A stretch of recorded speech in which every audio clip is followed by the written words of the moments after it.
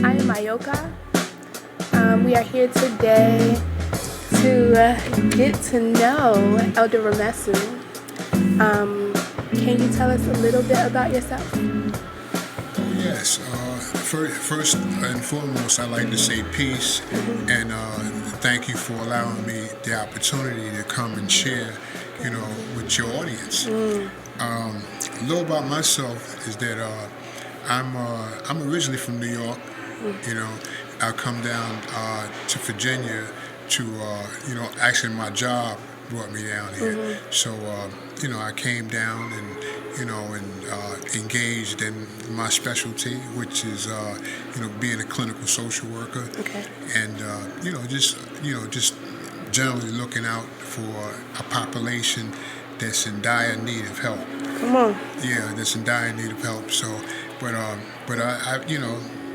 as we kind of spoke, a few days ago, I love what I do. I love giving back what was so freely given to me. But basically, right now, being an elder as a part of the Elders Council at one time in Virginia, I make myself available, for those who seek out, guidance or information.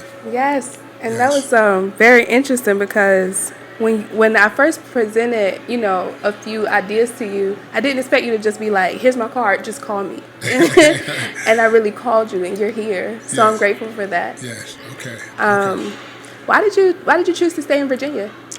Well, it's a slower pace than New York. New York has changed. It seems like all the elitists are finding their way back to the heartbeat of America. Wall Street. Okay. But Okay, so we're dealing with money. yeah, money, Yeah. yeah. So I've gained a little liking to Virginia. It's a little slower pace. It's the kind of pace that fits me in this time period. Being a little older. I don't want to run around and hustle and bustle. So yeah. So I'm comfortable. And then I've met so many people since I've been here. I've gained a nice group of people that I can socialize with. Yeah. Yeah. Okay. So I want to first talk about or get to know you from the man, the person, Okay. and then we'll go into your work, what you do, what you were called to do, Okay. and Okay. your journey and how you got there. Okay. So I know we talked a little bit about that, but I Okay. got more questions. 'Cause I got questions. Yeah, bring it on. Yeah. Bring it on. Yeah. Okay. So you grew up in New York. Yes. Yes. And you say you started out in Manhattan. Yeah. Actually, I was raised in the Chelsea Projects. If you know anything about New York, Chelsea Projects, it's in the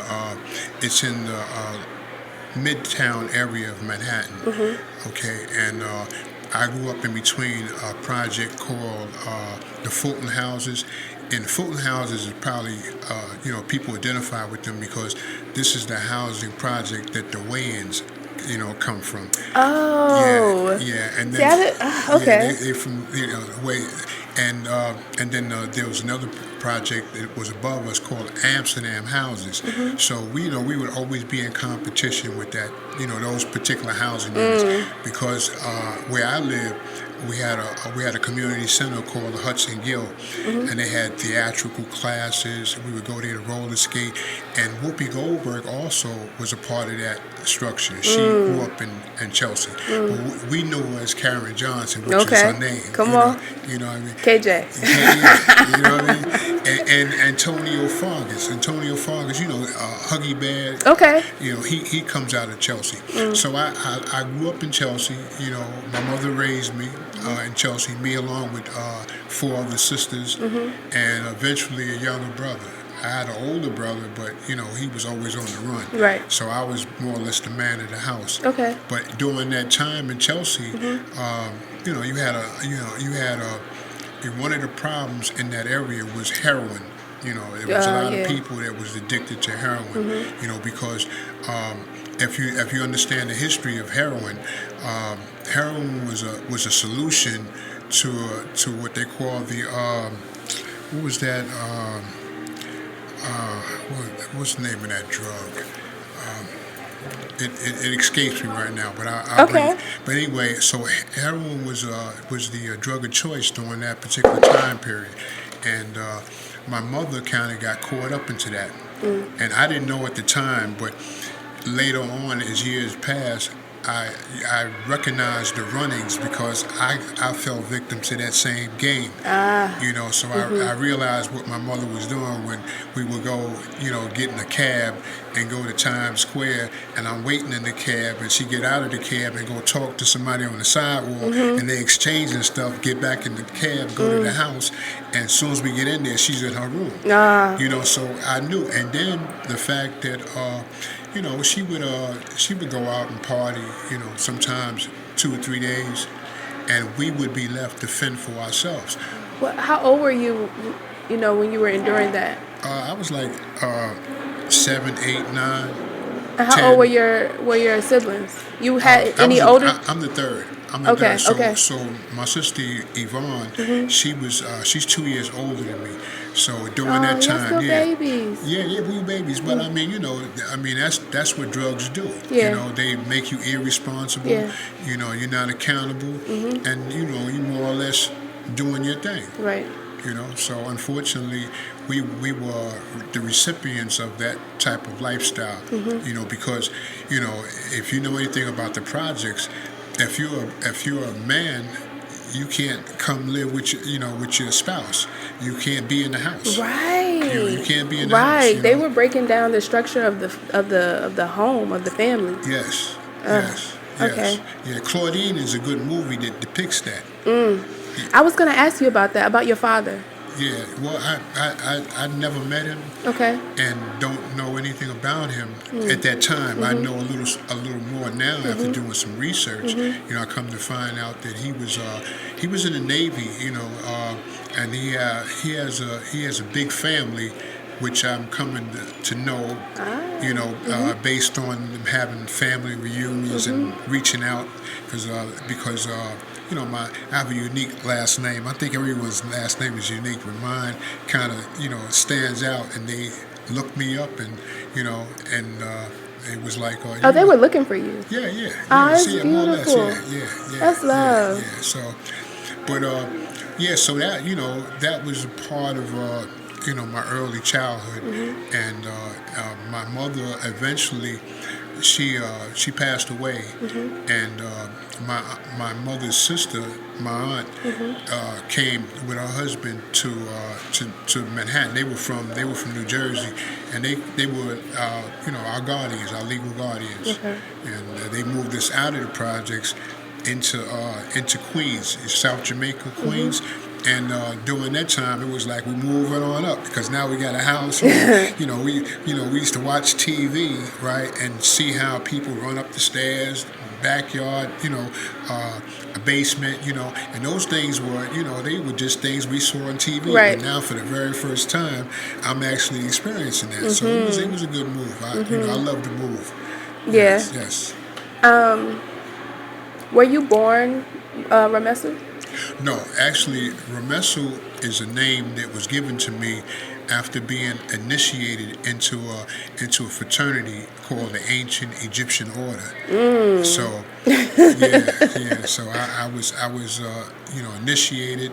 I was passed and raised in that particular fraternity. Yes. What your journey through these different schools of thought.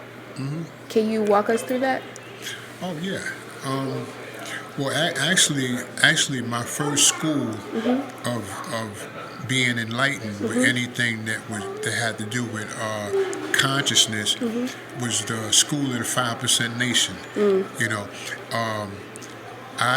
When I was 14, 15. We would go to the schoolyard and play basketball. Okay. So, I noticed that these three brothers that I played with, they looked different. They looked different. They had the short cropped hair, And I saw them one day, and they all had suits on and bow ties. And I was curious. What's up with that? So we're part of the Nation of Islam. So I was curious. So I started asking a lot of questions, and of course, I asked, well, y'all don't eat pork, and nah, we don't eat pork, and so. And asking the questions as we're playing basketball, it was like my introduction into what the Honorable Elijah Muhammad taught. But at the same time, there were other guys on the court who considered themselves to be of the 5% nation, which are really the poor righteous teachers that do not believe in the teachings of the 10% and know who the true and living God was. This is how it was explained to me, and. So and they basically both were saying the same thing. The only difference was that, going to the Nation of Islam, you had to write a letter in to get what they called an X, and they were real, disciplined. Like you couldn't smoke, you couldn't drink. But at that time, I was just getting introduced into drinking and smoking weed. Oh yeah. So you were excuse me. So smoking weed, went good with the 5% nation because that's what they did. So during that particular time in my life, they had what they call the Book of Life. And the Book of Life was were what they call degrees. They had the 1 to 10, which is the student enrollment, and the first degree in the student enrollment was who is the original man. And of course, the answer is the original man is the Asiatic black man, the maker, the owner, the cream of the planet Earth, father of civilization. So that rung all kinds of bells. Yes. That was up my alley. Yeah. So as I began to study the lessons. I started refining my diet. I stopped eating pork. Because one of the things that the Nation of Islam prided themselves on was the fact that how to eat to live. Eating one meal a day. And things like that. And so, yeah. So that to me kind of disciplined me. But at the same time, as I began to get a little older, I was into partying. Every night I was partying. So there was no way I was going to the Nation of Islam. So anyway, I continued on calling myself, poor righteous teacher who, represented. At that time, it was called the Nation of Gods and Goddesses. Oh. Yeah, it was Nation of Gods and Goddesses. I respect that. Yeah.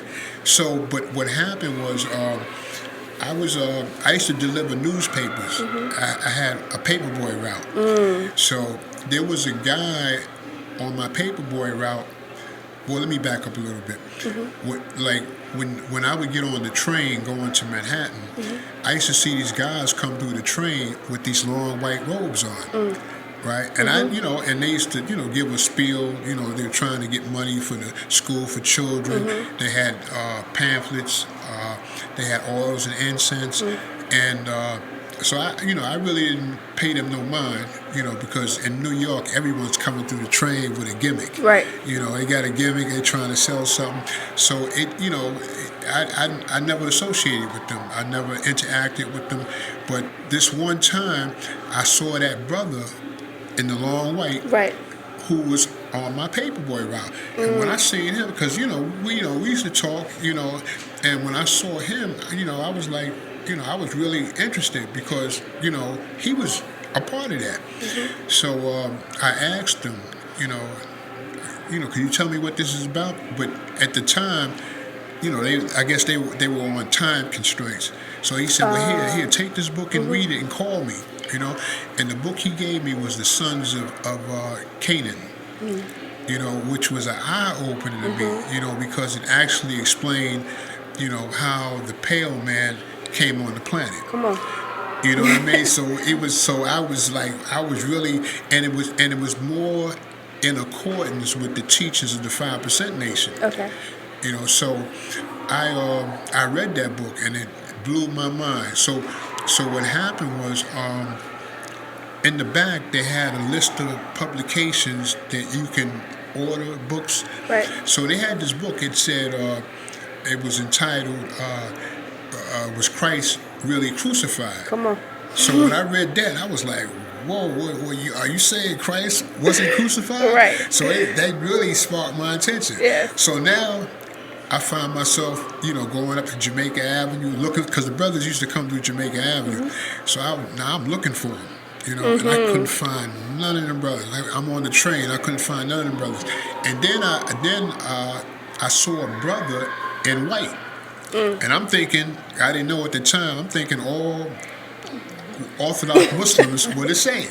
That's what I'm thinking. Right. So this brother, come to find out later on, he was what we would call a Sunni Muslim, and I didn't know at the time that they were like at odds with the Nubian Islamic Hebrews, which is where that brother was from. Okay. And so the brother was telling me, you got to get a set of hadiths, get a Quran, and stay away from them, more or less. And so when he was telling me that, I couldn't figure out why would he tell me not to seek out information. Right. You know what I mean? So that made me more curious. So I found out that they had a question and answer class on Sundays. So I decided to go down there to see what it was about. And I go in and there was a brother who was giving the class. So people were asking questions, and he was answering the questions, and I'm listening. So I was really like amazed at how the setup was, because first of all, this was it was in a mosque where it seemed like everyone who lived in that area, right, was a part of that particular mosque. So you walked into the village. Into the village, exactly. on. Into the village, right? Yeah. Exactly. So what happened was, and mind you, all of the books, the publications, would have a picture of who I became aware of was a guy by the name of El Hajj El Imam Isa, who later on became known as Dr. York. Okay. So now, whenever you saw this picture, you saw a guy he had like a cane, and he had his hair like in a turban, and he had a white jalabi on, which is a white robe. So I'm thinking that that's the person that I'm going to see if and when I meet this person. Okay. Okay. So I'm in one of the Sunday classes, and so a person asked a question, and before the brother could answer his question, there was a voice from the back who was answering the question. That's love. And as he was answering the question, coming from the back, making his way to the front, I'm like listening to him, because it was like threw me off, and then it was like, and because he had a little kufi on, right. And so how he was answering it made a lot of sense. It made a lot of sense. So then other people started asking questions, and he was profoundly answering these questions. So now I'm like, who is this guy? Yes.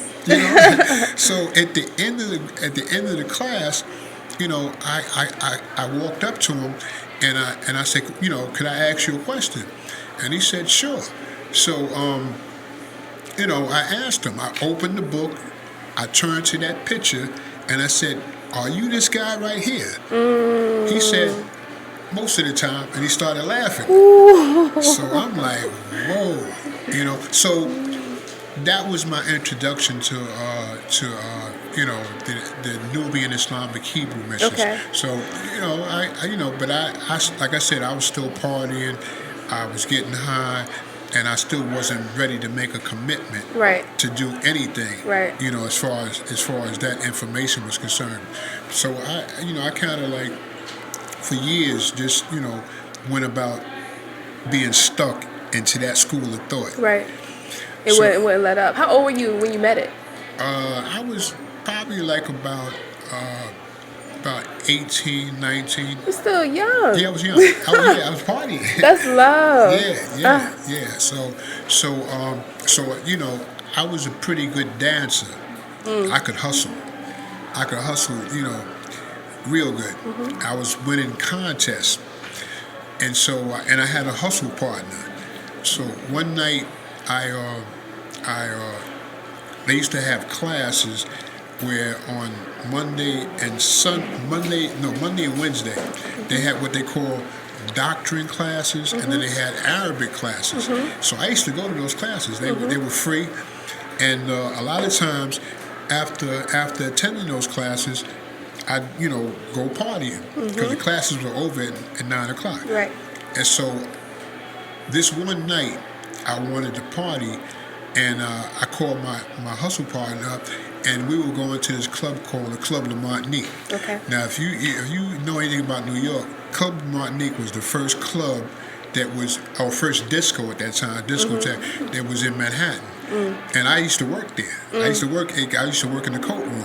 So I would go there, especially if I didn't have no money, because I didn't have to pay to get in. Right. So this one night, I called my hustle partner after the group, and we headed down to the Club of Martinique.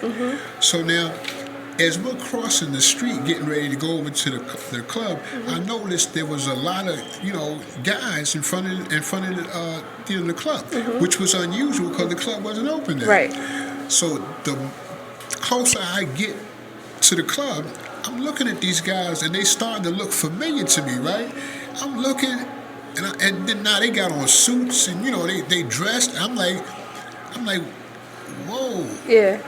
These are the guys that wear those white sheets, and they ask for money, and it blew my mind. I'm like to myself, what are y'all doing here? So now I get to the door, and I go downstairs, and one of the brothers say to me, he says, "Listen, don't get nothing from the bar." And I'm like confused. I'm saying to myself, how you telling me not to get something from the bar? And y'all here. What y'all doing here? What y'all doing here? Yeah. So anyway,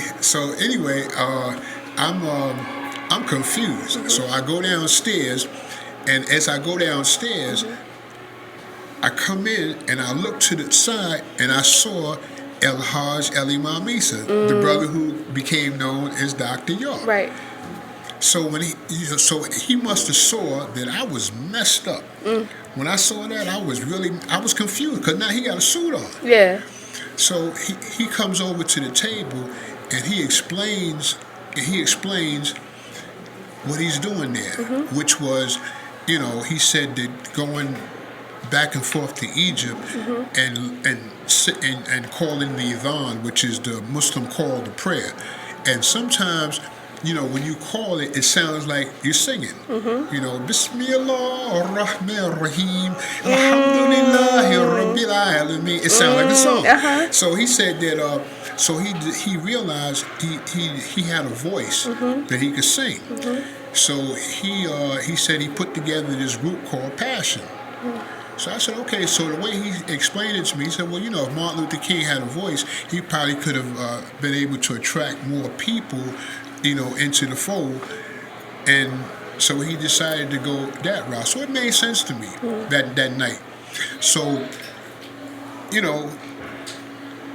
the music, started to play as, people started coming in. So me and my partner, we get up on the dance floor. Like I told you, we were good. Yeah. We were good. Start cutting up. Yeah, we start cutting up. So now we get the attention of, people that's in there because, we turning it out. So that night, Passion performed. First time I saw the group, Imam Isa, he was doing the singing. So the next day was Juma, it was a Friday. So I go to Juma, and I see the imam's chauffeur. So he gives me a card, and he says, listen, the old man, that's what we call him, the old man, because we say he has 76 trillion years of information. Ooh. So we call him the old man. But anyway, so the old man want to see you in the studio. So I said, they got a studio? This is all new to me. Because remember now, I had been going to the classes for a couple of years. I never knew none of this. So I go to the studio, and so he asked me, would I choreograph for the group? Now, at that time, Wendell Sawyer was a member of the group called Blue Magic. And he left Blue Magic to sing with passion for about a year. So it was during that time period I became the group's choreographer, and eventually, I did the special effect lighting and things of that nature. But that was my introduction into moving into the community. Right. So Okay. so I moved into the community Okay. as a part of that particular movement. So I had a real firsthand experience, and it was different because a lot of us who were part of the band, we had a different experience than the regular members in the community, Right. because a lot of times we would be at Imam's house, rehearsing Right. and things of that nature, Right. and doing the rehearsing, having dinner at his house. Yeah. We would have table talk, and so So you were full. yeah. Oh. So we would talk about things, and 2 weeks later, a book would come out. And we read the book, and it was like, wait a minute, we were just talking about that last week. Yeah. You know what I mean? So Yeah. we were getting things that, like, a lot of the community members, wouldn't get, because a lot of times they wouldn't be privy to seeing him like we were seeing him. So I looked at that as a real good experience, because I learned a lot during that phase. And of course, make a long story short, we evolved from the Nubian Islamic Hebrews to now we're dealing with the Israelite part of what we call the Tanakh, which people call the Old Testament. Okay. And then we kind of morphed into the house or the church of Koresh, which is a Christian point of view, right? Yeah. And then to eventually morphing into what we call Nuwapo, which is the science of sound right reasoning, which Come on. which I still stand on Nuwapo today. So you went through all of that. Stopped there. Well, ended there. I should say. Yes. Well, no, actually, it didn't end there, because what Nuwapo taught me, because it's based on experience, evidence, and reasoning. So what it did was it gave me an opportunity to be open-minded, where I was able to read other doctrines, so to speak, like Dr. Ben. They had a place called the Tree of Life in Harlem. It was a bookstore, real famous bookstore, and so I would go through there and sit down and hear some of the lectures in there. Like at that time, Dr. Clark would come through, Dr. Ben, because the Schomburg Library was, maybe like, it's on 35th Street, so this bookstore was on 125th Street. So I had an opportunity to hear, other historians, so to speak. So, but the Nuwapo gave me the open-mindedness that I needed to be able to pull information from different schools, because there were people there, they were representing different schools in Africanology. You know what I'm saying? Yes. So I still stand on the WAPO today, though. Okay. Yeah. Okay. So we talked a little bit about your childhood. What's that? I said we talked a little bit about your childhood. Yes. We spoke about your walk through the different schools. I want to touch on the mental health aspect of you walking your walk and how you got to the work that you're doing now. Oh, okay. Yeah. Well, what happened was I kind of got forced out of that community. Nothing that they did. Nothing that they did, but I used to sneak out. I used to sneak out and roller skate. Yeah. And so we had a security force in the community called the Mujahid.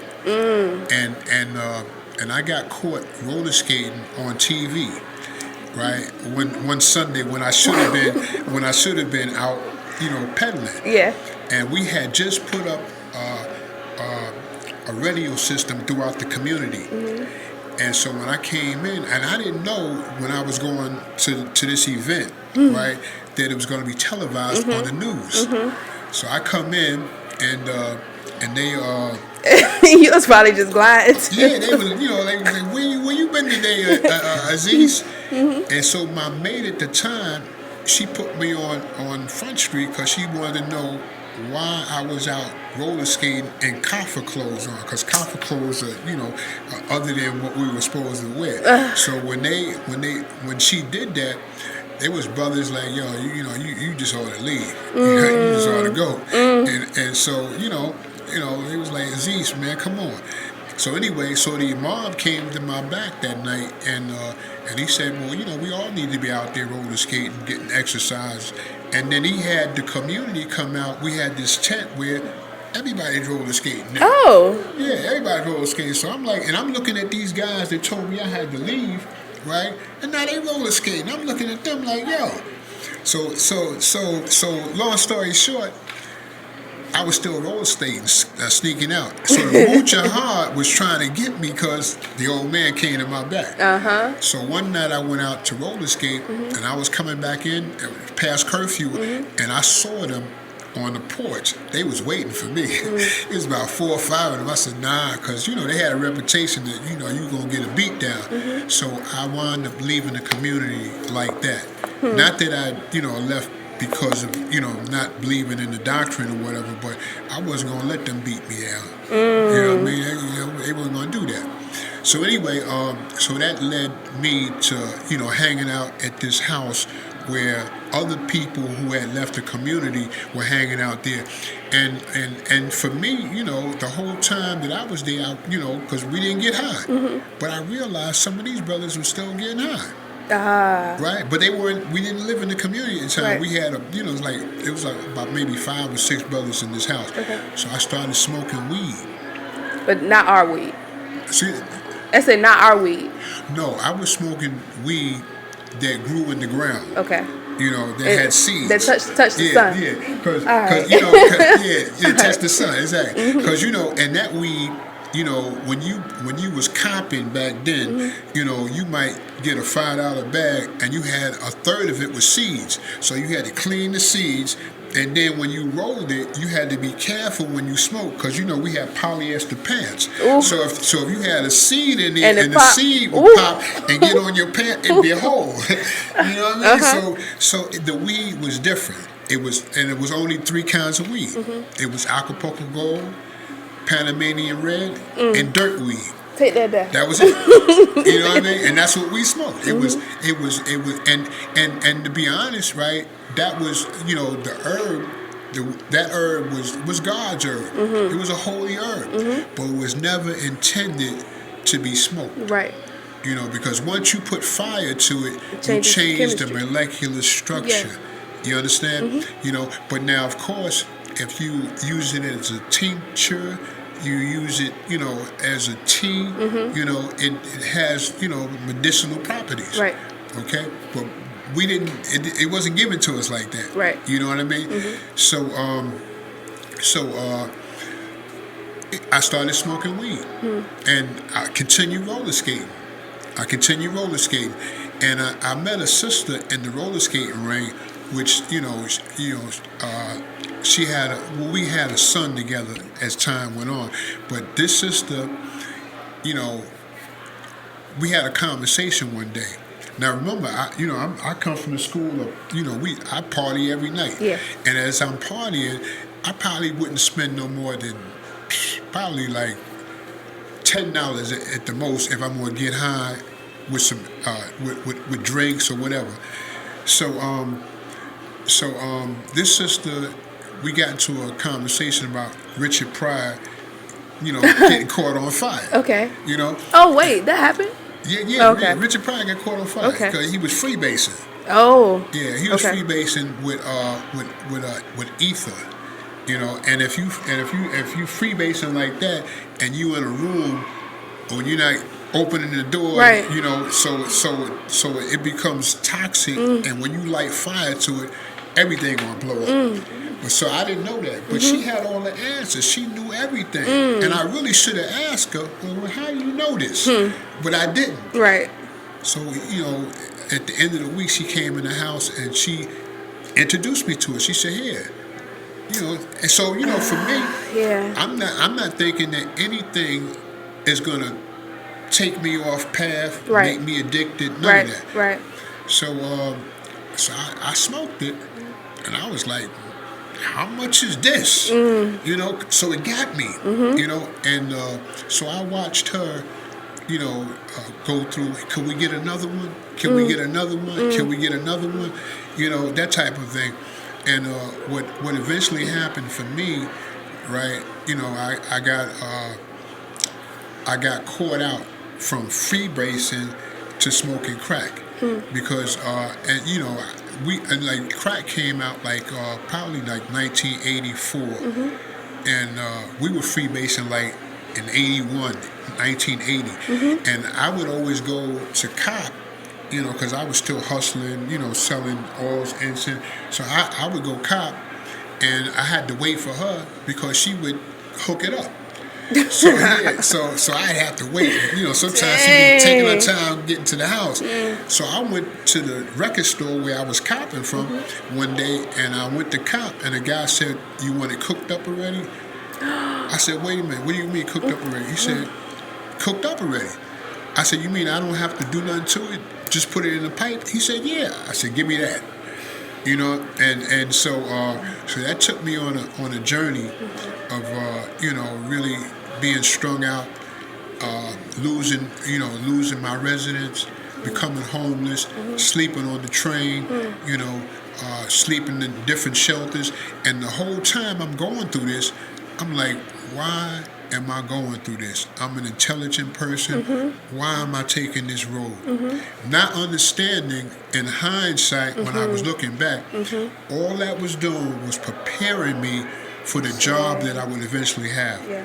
You understand? Because there were things that I had to observe in that game because it was a game. Yeah. You know what I mean? So I remember like. I have went, to, because, when I smoked, I always wanted to hang out with the females. You know what I mean? So I always wanted to hang out with the females. So there was, and there was a few times when, there was a particular female, I was trying to get up with her, but every time I see her, either I ran out of smoke or whatever. So this one night I saw her and I convinced her to stay in this vacant apartment in a hotel because my money was going to be in the machine in that morning. Okay. So she stayed. So I early that morning I'm at the check cashing place. It's like 8:30. The check cashing place opens, and I give them my card, and they come back with this sheet of paper saying case closed. I said, wait, case closed? I got the girl waiting for me, right? Oh. They said, yeah. I said, what do you mean? Dude said, yo, you got to go check, check your welfare center. So my welfare center was not too far from where I was at. So I'm running down there. I'm running down there, right? So I get there, and my caseworker said, he said, remember that program you were supposed to go to? Because at the time, in order to get welfare in New York as a male, you had to be in a program. I never went to the program. So they said, well, you on a 45-day sanction. I said, 45 days? So now I got to figure out what I'm going to do for 45 days, right? And I remember that a lot of times, I would go to a detox because I knew that if I went to a detox today, by the time I get out, my money would be in the machine. Okay. Because I So got you just smoking lay low to do. for a little bit. I got smoking to do. You know what I mean? So it was hooked up like that. So I said, okay, I can go to, and whenever I went to a detox, they used to always give me a referral to go to one of those 30-day programs. But I would never go to the program because I already understood why I was in the detox. I was just trying to get some rest. So anyway, so they got this program on the phone. They said, well, we got a program. It's 9 to 10 months. I said, I'll take it because in my mind, I'm only going to do the 45 days because I got smoking to do. Right. So I go to the program, and not because I wanted to stop using, because I, like I said, I wanted to just get back on welfare to smoke. But see, the Most High, God, Netir, however way you want to call Spirit, that force, creator, was working in my life because, when I went to that program, it was October. It was October 20th when I went to the detox. But by the time I got out of detox and went to the program, we're in November. So now I'm counting time, right? I'm counting time. So by the time we get to 30 days in the program, we're in New York in December. It's freezing. I said, well, maybe I'll stay to the spring because by that time I had burned all my bridges, but I had time now between using the drug and being clean. So now I'm starting to think a little bit. You know what I mean? So eventually, what happened was I stayed and completed that program, and I was a house coordinator. I ran the house. And by the time I got a year clean, they hired me to work for the program. So that was my foot in the door, being a counselor. So I eventually, did that for like 3 years, and went to school to get a degree in dealing with human services. So I became, a counselor working in various different programs, and it paid off when I began to look backwards and understand now. The reason why I went through all that was to be there for somebody. Was to be there for somebody because somebody was there for me. You know what I mean? And the beauty of it was that I had the opportunity to understand my clientele because been there, done that, got the T-shirt. And they could relate to me, and I could relate to them, and I could show them how to do this because you did it. I've been there. I used to always tell them, I got a doctoral degree from UCLA. I said, Mr. Goins, you got a doctoral degree? I said, yeah, I got a doctoral degree, from UCLA, the University of the corner of Lenox Avenue. Come on. I said, y'all probably got the same degree. You know what I mean? So, I was good at being able to interact based on my personal experience. Then I had a degree, so eventually I worked for this program called Staying Out. And Staying Out was the first in-prison therapeutic community in the country. It was run by a guy by the name of Ron Williams. And Ron Williams is one of the 5 founding fathers of the Phoenix House program that started back in probably 1965. And I worked for Ron Williams.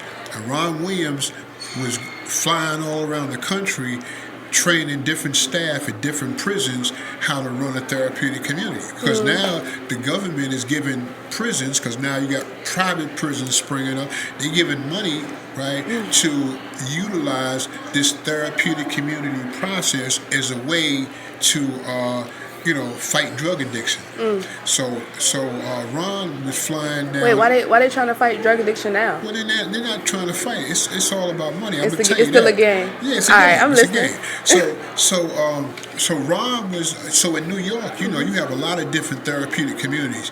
So you have people that have had the experience of either coming through there. Because if you come into a therapeutic community and you're trying to find some employment, they're not going to hire you unless you completed a therapeutic community or have a lot of years in recovery. You could have a master's degree. You could have a PhD. They're not going to hire you if you never actually come through that. But down here, and Ron was coming down here in Virginia, you have the biggest therapeutic community in prison in the country at a prison called Indian Creek. It's still up? It's still up, yeah. Okay. So Ron told me one day after he came back from doing the session down there, he said, well, they're looking for counselors down in Virginia because they don't have any experienced counselors, to work their program.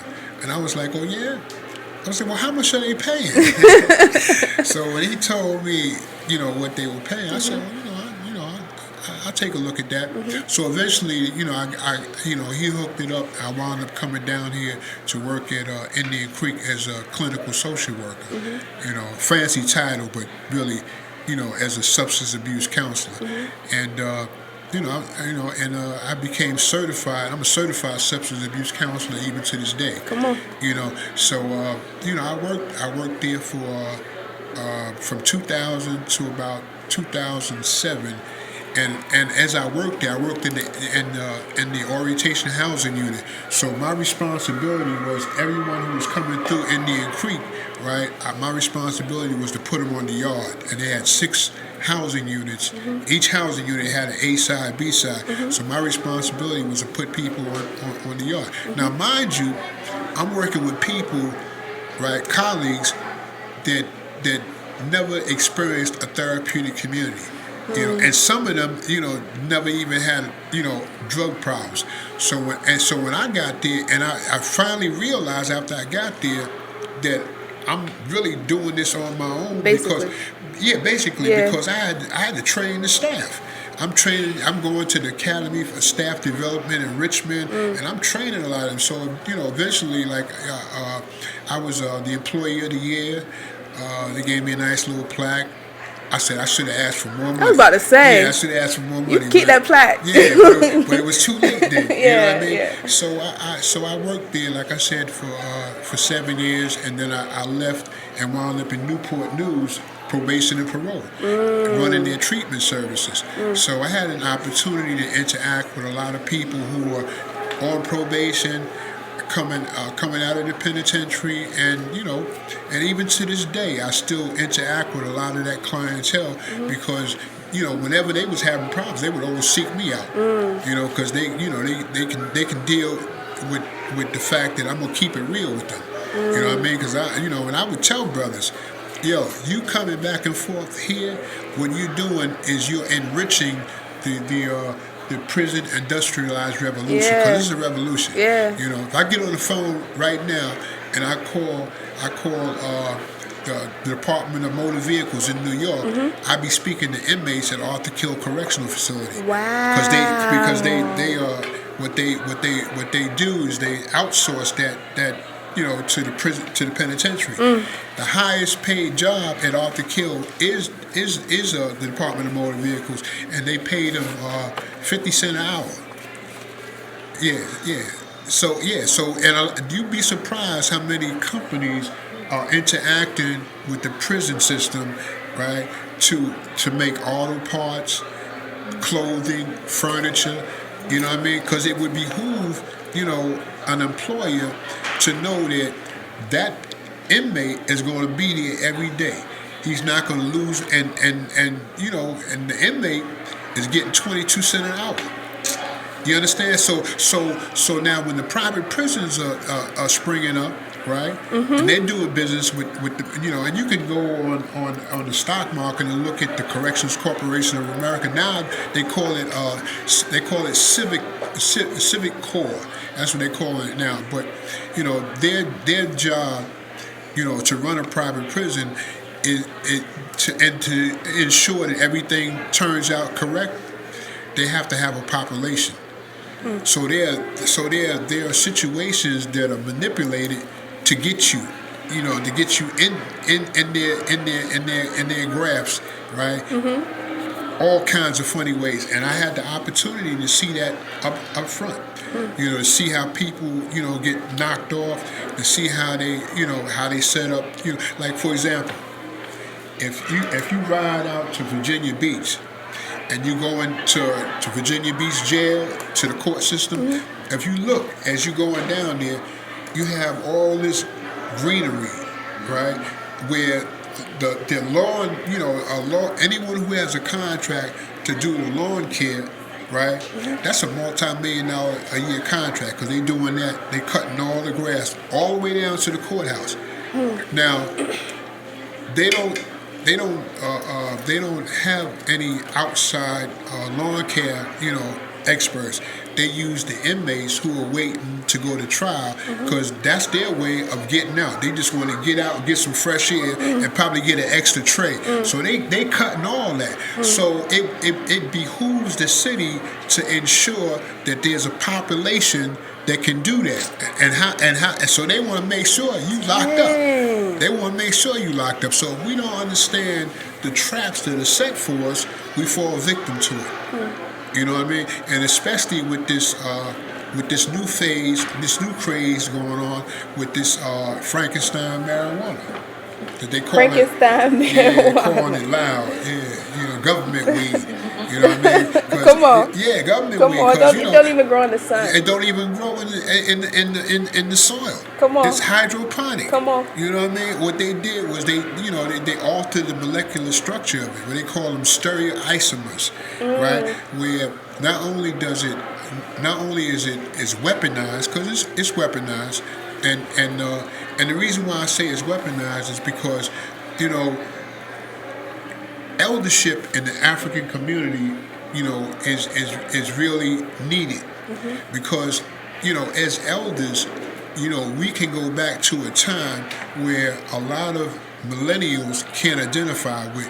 For example, like in the '60s, you had a lot of rebellions around the country in Detroit and New Jersey, and one of the things that the government decided to do was come up with a way to squash a lot of these rebellions, and they figured out the way to do that was to have a psychopharmacological approach in their intervention, meaning that they figured out that if they could use drugs to control the thinking and the behavior of these inner city youths, then they can control them in a way where not only would it be profitable for them to send them to these private prisons, but it would be able to to make sure that none of them get robbed, because the war on drugs was a big thing. They were saying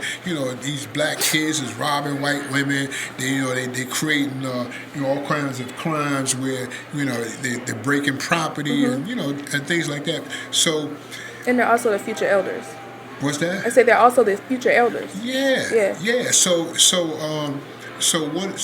thing about that is that because there are very few elders here that could connect those dots and understand what they're doing, right?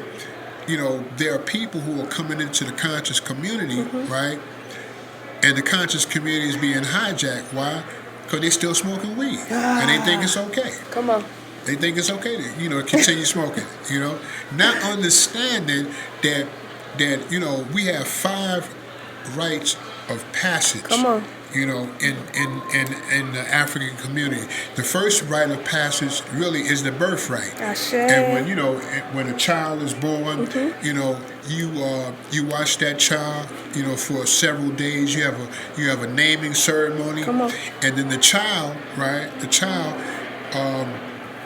is being cared for, because the child is, is dependent on, everybody. Right. So, the child cries, you run, you put a pacifier in the child's mouth. The child cries, you change their baby, they wet. Right. You know what I'm saying? Right. So the child is totally dependent upon outside influences. Right? So now, what happens is that when the child reaches puberty, there's the ceremony of what we call going into the adult rite, right? Because how do you bridge the gap between some individual that's totally dependent on others, outside forces, but now you're saying you got to be independent? How do you do that? From 12 to 13, and some cultures call it like a bar mitzvah. Where you learn how to become an adult, because you have to learn how to deal with emotions and feelings. You understand? So that element is missing right now from our communities. That element, because most people that reached puberty don't have a father Right. in the equation, Right. right? And now at 12 and 13, you going to school, you hanging out with your boys, and you seeing girls, you don't know how to approach them, because you might deal with insecurities, you might deal with fears, and you're not going to ask your partner at 13, oh, I see Sharon over here. I don't know what to say. What do you say to her? Nah, you ain't gonna ask your boy that. You better act like you know. You understand? You better act like you know. So now, what happens is that weed is more accessible. So now I smoke a joint, and I realize now I'm using this joint as a coping mechanism because now I got the confidence. Right, I'm over the fear of not knowing what to say, and if I say the wrong thing, I could always say, "Oh, I was messed up yesterday." Blame it on the alcohol, blame it on the weed, whatever. You know what I'm saying? So now, every time I go to a social event or I'm interacting, right, I'm gonna use that coping mechanism, right? So now, and as I continue to use it, I have an issue now with this coping mechanism. But the reality of it is, I never dealt with the initial fear, the initial insecurity. You understand the things that really I was trying to avoid because I'm using the coping mechanism to avoid those things. You understand? Yeah. So now as we begin to transition from puberty into adulthood, all those things are being addressed. How to deal with your anger, how do you respond to situations appropriately. None of that is in the equation right now. So actually we're running wild, right? Thinking that we have the answers. You understand? And not only do we think that we have the answers, but we're bringing this thing, into the conscious community. We're saying that this is how we solve our problems. I say no, we being hijacked. Ooh. Yeah. Ooh. So we hit our hour. We're gonna take 10 minutes. Okay. Ground, water, and then they've been writing questions as you've been speaking, and we're gonna ask some of those questions, and I have a few of my own. Okay. But yeah.